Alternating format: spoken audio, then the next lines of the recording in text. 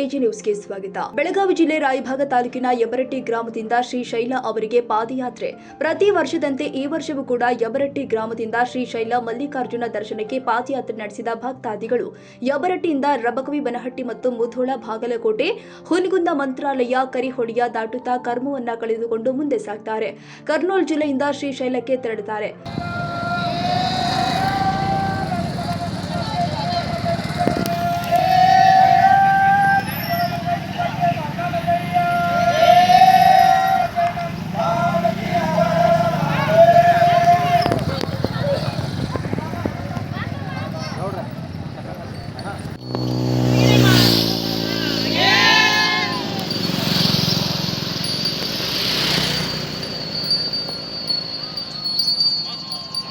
ಭಕ್ತಾದಿಗಳು ಶ್ರೀಶೈಲ ಮಲ್ಲಿಕಾರ್ಜುನ್ ದೇವರಲ್ಲಿ ನಮ್ಮ ಮನೆಯಲ್ಲಿ ನೆಮ್ಮದಿ ಹಾಗೂ ಸುಖ ಶಾಂತಿ ನೀಡಲೆಂದು ಬೇಡಿಕೊಳ್ತಾರೆ.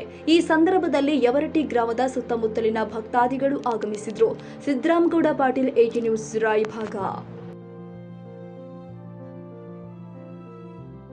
ಕನ್ನಡಿಗರ ಮೆಚ್ಚಿನ ನಿಮ್ಮ ಎಜೆ 24/7 ನ್ಯೂಸ್ ಕನ್ನಡ ವಾಹಿನಿ ಇದೀಗ ಟಿವಿಯಲ್ಲಿ ಲಭ್ಯ.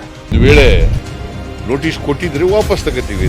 ಇವತ್ತು ವಕ್ಫ್ ಪ್ರಾಪರ್ಟಿ ಅಂತೇಳಿ ಬರ್ತದೆ ಅಂತ ಹೇಳಿದ್ರೆ ರೈತರು ಬೀದಿಗೆ ಬದಲು ಏನ್ ಮಾಡ್ಬೇಕಾಗತ್ತೆ? ಯಾರು ವೋಟ್ ಹಾಕಿಲ್ಲ ಅಂದ್ರೆ ಗ್ಯಾರಂಟಿನೆಲ್ಲ ಸ್ಟಾಪ್ ಮಾಡ್ಬಿಡ್ತೀವಿ.